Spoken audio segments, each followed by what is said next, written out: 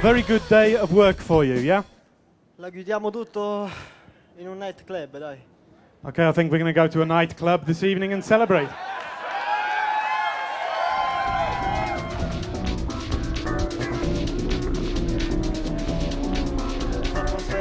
Okay, yeah, it's his atmosphere that makes me very happy. Michel Fabrizi, all the way from Italy.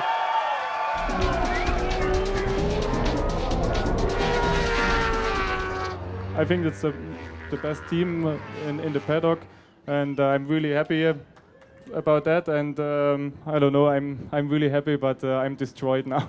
This is round 6. Round 7 is in Germany in 2 weeks' time. You are the first German rider to win a World Superbike race. Do you think you can win in Germany, Nürburgring? For sure.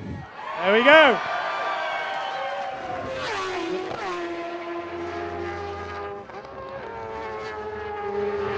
Well, you did have to wait 10 years for your first victory, or your first victory for 10 years. You had to wait 2 hours for your second one.